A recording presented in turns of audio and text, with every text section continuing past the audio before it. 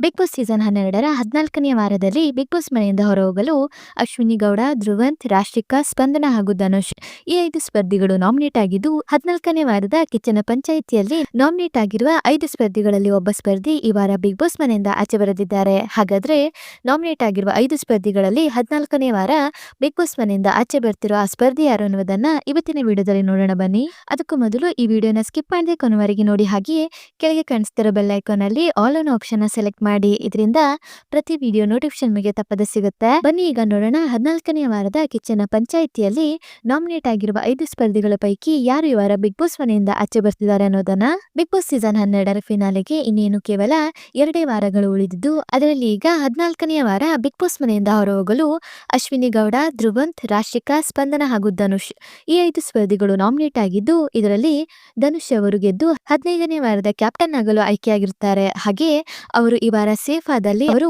Big boss season 12ರ ಮೊದಲ finalist ಆಗಿರುತ್ತಾರೆ. ಹಾಗಾದ್ರೆ ಧನುಷ್ ಅವರು ಈ ವಾರ ಸೇಫ್ ಆಗ್ತಾರಾ? ಹಾಗೆ ಯಾರು ಈ ವಾರ ಬಿಗ್ ಬಾಸ್ ಮನೆಯಿಂದ ಆಚೆ ಬರ್ತಿದ್ದಾರೆ ಅಂತ ನೋಡೋದಾದ್ರೆ, ನಾಮಿನೇಟ್ ಆಗಿರುವ 5 ಸ್ಪರ್ಧಿಗಳ ಪೈಕಿ ಸ್ಪಂದನ, ಧನುಷ್ ಹಾಗೂ ಧ್ರುವಂತ್ ಈ 3 ಸ್ಪರ್ಧಿಗಳು ಡೇಂಜರ್ ಝೋನ್ ನಲ್ಲಿದ್ದು, ಇವರಲ್ಲಿ ಒಬ್ಬರು ಈ ವಾರ ಬಿಗ್ ಬಾಸ್ ಮನೆಯಿಂದ ಆಚೆ ಬರುವುದು ಖಂಡಿತ. ಇನ್ನು ಡೇಂಜರ್ ಝೋನ್ ಅಲ್ಲಿರುವ ಈ 3 ಸ್ಪರ್ಧಿಗಳಲ್ಲಿ ಯಾರು ಈ ವಾರ ಬಿಗ್ ಬಾಸ್ ಮನೆಯಿಂದ ಆಚೆ ಬರ್ಬೋದು ಅಂತ ನೋಡೋದಾದ್ರೆ, 14ನೇ ವಾರ ಸ್ಪಂದನ ಅವರು ಬಿಗ್ ಬಾಸ್ ಮನೆಯಿಂದ ಆಚೆ ಬರುವ ಸಾಧ್ಯತೆ ಹೆಚ್ಚಿದೆ. ಹೌದು, ಈ ವಾರ ಸ್ಪಂದನ ಅವರು ಬಿಗ್ ಬಾಸ್ ಮನೆಯಿಂದ ಹೊರಬರೋದು 90% ಕನ್ಫರ್ಮ್ ಆಗಿರುತ್ತೆ.